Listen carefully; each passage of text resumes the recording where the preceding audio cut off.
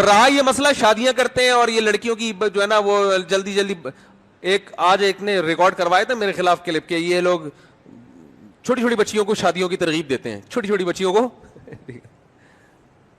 شادیوں کی کیا کرتے ہیں، ترغیب دیتے ہیں. بچی جب بالغ ہو جائے تو وہ آپ چھوٹی کہہ رہے ہو. بالغ کا مطلب بلوغت، پہنچ گئی کہاں، اپنی جوانی کو پہنچ گئی. آپ کو یہ بھی نہیں پتا کہ بچی بڑی کب ہوتی ہے چھوٹی کب ہوتی ہے. اس کے پاس بھی آپ کے پاس کوئی کرائٹیریا، کوئی معیار ہے ہی نہیں. آپ یونائٹڈ نیشن سے قانون لیتے ہو. یونائٹڈ نیشن نے جس کو کہہ دیا بچی بڑی ہو گئی تو وہ بڑی ہو گئی.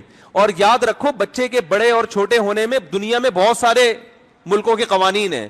کسی ملک میں 16 سال کی لڑکی کو نکاح کی اجازت ہے، ان کے خیال میں 16 سال کی بچی کیا ہو گئی ہے، بڑی ہو گئی.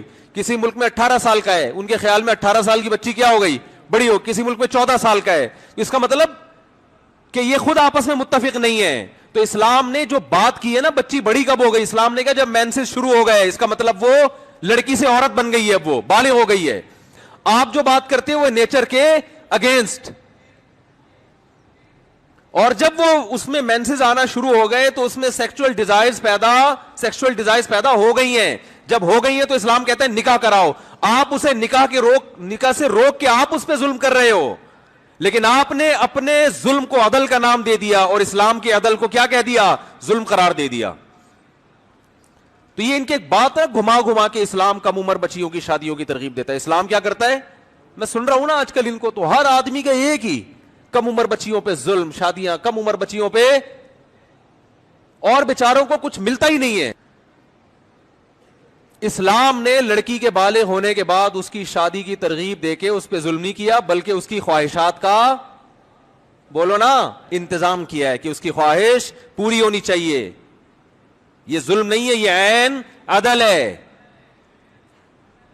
اور آپ نے لڑکے کو لڑکے کے ساتھ حرام تعلق رکھنے کی اجازت دے کے نکاح کا دروازہ، بولو نا بھائی، بند کر دیا. عورت ترسے گی آدمی کے لیے، جیسے لوط علیہ السلام کی قوم میں عورتیں ترس رہی تھی کہ کوئی آدمی ہم سے نکاح کرے، اور آدمیوں کو عادت کس کی پڑ چکی تھی، آدمیوں کی. تو یہ عورتوں پہ ظلم تھا یا نہیں تھا؟ ایک دوسرے کے لیے قدرت نے بنایا، وہ نہیں مل رہے آپس میں، اس کو عیاشی سے تعبیر کر رہے ہیں. اور جس کے لیے بنایا نہیں اس سے ملنے کو انسانی حقوق اور انسانی آزادی کے نام سے تعبیر کر رہے ہیں. اللہ کا بڑا فضل ہے، اللہ نے ہمیں مسلمان پیدا کر دیا، اللہ کا بڑا فضل ہے. ورنہ ہم بھی آپ کی طرح ہوتے، کیا ہوتے خود سوچ لیں. اللہ کا بڑا فضل، اور اس گند کو ہم حلال کر کے کھا رہے ہوتے. کمال کی بات یہ ہے. تو یہ تو اللہ کا بہت بڑا احسان ہو گیا بھائی، اللہ نے ہمیں مسلم پیدا کر دیا، ہمیں اس آزمائش سے بچا لیا اللہ نے.